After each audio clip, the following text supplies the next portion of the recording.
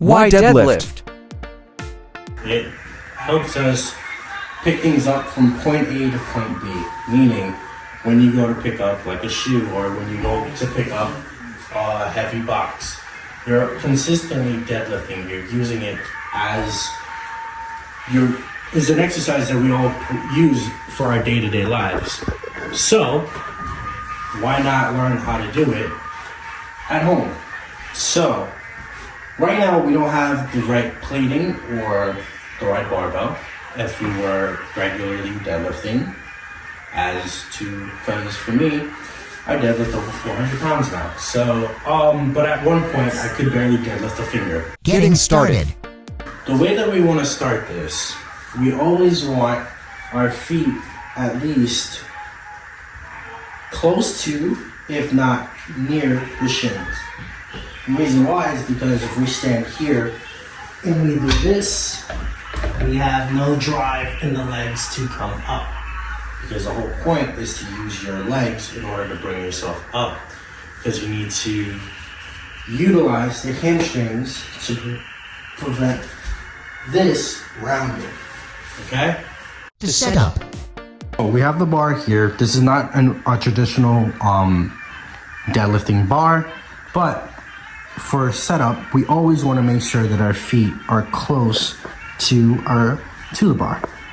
If you want it closer, that's preference-wise. Some people like to have their feet wide. Some people have it narrow. For me, narrow is the best way. So, the way that we want to set up, we want to make sure that when our feet are close to the bar. So our shins are close. We don't want it here. We want it here. Let's do it. Okay, so when setting up, we learned where to put our feet. We also understand what the purpose of this exercise is for. Now, let's get into doing it, okay? So, you guys are seeing my side profile for a specific reason. You never want to watch somebody doing a deadlift from in the front because you're not able to see if they're rounding their back or if they're not using their legs to push up, to pull the weight, okay? Because yes, you utilize your back and your hamstrings, but you're actually using more muscles than you think because it's a compound exercise.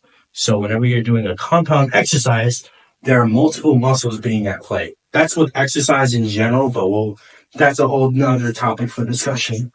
So the way that we want to set this up, we want to make sure the feet are placed where we want it, near the shins. We basically want to bend over, keeping the core tight. You want to keep the core tight as much as possible to your best ability. We will learn how to brace very soon.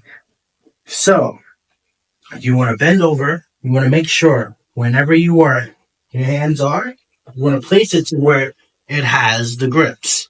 Grips meaning this chalky type of feeling. You want to place it here. You want to set up your hips. You want it wide open. You don't want your hips inside. You want it open, okay?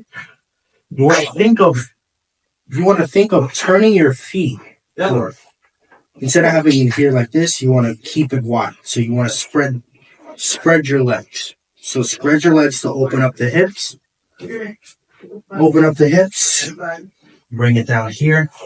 Now, right here, we want to make sure that we're tightening our lats and our entire body. So, we want to set up here, bend over, tighten everything up, set down the hips, and come up. And that's how you do it.